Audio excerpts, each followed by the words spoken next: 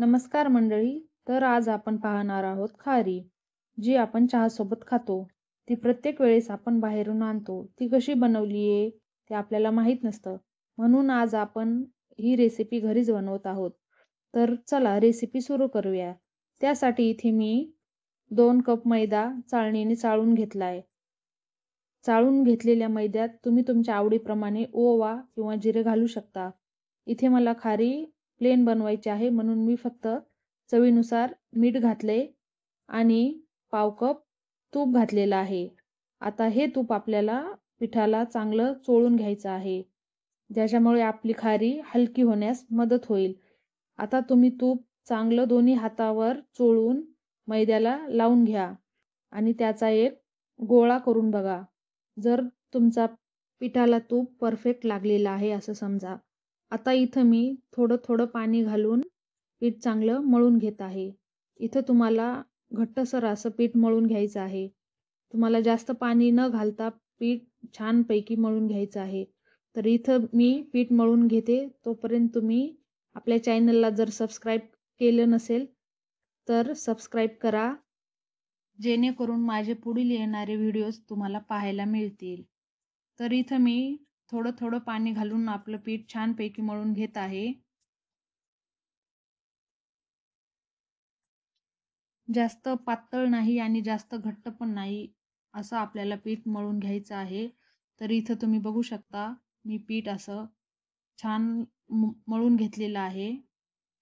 आता हे पीठ आपल्याला 30 मिनिटासाठी रेस्टला ठेवून द्यायचं आहे. तुमच्याकडे जर वेळ नसेल तुम्ही कमीत कमी 10 मिनिटं तरी हे पीठ झाकून ठेवा. आता आपल्याला साठा तयार करायचा आहे. त्यासाठी इथे मी 3 चमचे कॉर्नफ्लोअर घेतलेला आहे. तुमच्याकडे जर कॉर्नफ्लोअर नसेल तर तुम्ही मैदा घेतला तरी चालेल आणि अर्धा मैदा आणि अर्धा कॉर्नफ्लोअर घेतलं तरी चालेल. इथं मी कॉर्नफ्लोअरमध्ये 4 चमचे तूप घालून घेते. तुम्हाला तुपाचा वापर करायचा नसेल तर तेल घातले तरी चालेल. पण तुपामुळे खारी आपली खुसखुशीत होईल, तर तेलामुळे आपली खारी कुरकुरीत होईल. ते तुमच्या आवडीप्रमाणे तुम्ही घालू शकता. आता आपला साठा छानपैकी फेटून झालेला आहे. आपण साठा बाजूला ठेवू. इथं आपलं पीठ पण छानपैकी भिजलेलं आहे. हे साधारण पीठ मी अर्धा तास भिजत घातलेलं होतं. आता त्याचे आपण पोळीला करतो तसे उंडे करून घ्यायचे आहेत. इथे माझे 2 कपामध्ये 8 उंडे झालेले आहेत. आता हे उंडे आपल्याला चपातीप्रमाणे लाटून घ्यायचे आहेत. इथं आपल्याला लाटण्यासाठी तेल किंवा पिठाची गरज पडणार नाही. आपली चपाती अशी छान लाटून तयार होईल. आता ह्याचप्रमाणे आपल्याला आपल्या सगळ्या चपात्या लाटून घ्यायच्या आहेत. तर तुम्ही बघू शकता इथं मी चपाती किती पातळ लाटलेली आहे. आता लाटलेली एक चपाती घेऊन आपण त्या चपातीवर पूर्णपणे साठा लावून घेणार आहोत. साठा आपल्याला पूर्ण कडेपर्यंत लावून घ्यायचा आहे आणि त्याच्यावर मी आता थोडासा मैदा घातलेला आहे. तर ह्या पोळीवर आपल्याला आपण लाटलेली दुसरी पोळी घालून घ्यायची आहे. आता ह्याचप्रमाणे आपल्याला एकावर एक अशा 4 पोळ्या घालून घ्यायच्या आहेत. आपल्या पोळ्या साठा लावून झाल्या की एकावर एक व्हिडिओत दाखवल्याप्रमाणे तुम्ही पोळी ठेवून अशी दुमड घालून घ्या आणि चौकोनी असा उंडा तयार करून घ्या. माझा उंडा तयार आहे. हा आता मी चौकोन तयार करून 5 मिनिटासाठी फ्रीजमध्ये ठेवणार आहे. फ्रीजमध्ये ठेवल्यामुळे त्याच्या लेयर्स छान सुटतील. तर इथे तुम्ही बघू शकता आपला हा उंडा चौकोनी तयार आहे.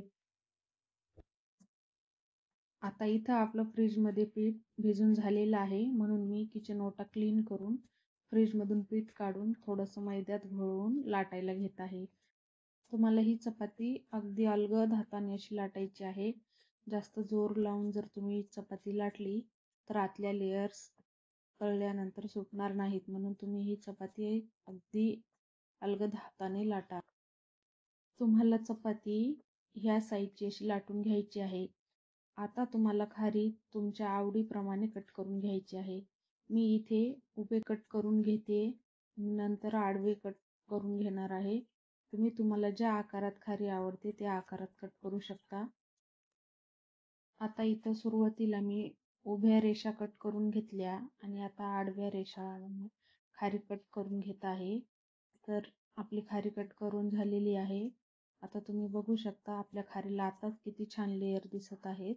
आता ही सगळी खारी मी एका ताटात काढून घेते. आता आपण ती तळायला घेऊ. इथं मी कढईत तेल गरम करायला ठेवलेलं होतं. तेल आपल्याला मंद आचेवरच गरम करून घ्यायचं आहे. जास्त कडकडीत तेल आपल्याला तापलेलं नकोय. तुमच्याकडे जर ओव्हन असेल तर तुम्ही ओव्हनमध्ये ही खारी बेक सुद्धा करू शकता. प्रोसेस हीच करायची, फक्त तळण्याऐवजी तुम्ही खारी ओव्हनला बेक करू शकता. इथे मी खारीचे काही तुकडे तेलामध्ये टाकून मंद आचेवर तळून घेणार आहे. ही रेसिपी करायला खूप सोपी आणि लवकर होते, त्याच्यामुळे तुम्ही नक्की एकदा ट्राय करा. मी खारी तेलात टाकलेली आहे. आता आपल्याला खारीला अलगद हातात पलटून घ्यायचं आहे. खारी पलटवायला जास्त घाई नाही करायची आणि गॅसची फ्लेम अगदी कमीच ठेवा. अजिबात तुम्हाला गॅसची फ्लेम इथे वाढवायची नाहीये. तुम्ही जर गॅसची फ्लेम वाढवली तर खारीला कलर लाल येईल, पण खारीला लेयर्स सुटणार नाहीत आणि खारी आतून कच्चीच राहील. म्हणून तुम्ही ही प्रोसेस काळजीपूर्वक करा.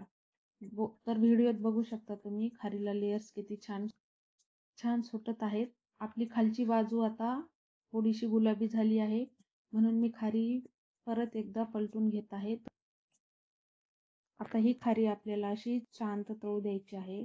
तर व्हिडिओत बघू शकता आपली खारी किती छान अशी तळून झालेली आहे, गुलाबी रंग आलेला आहे.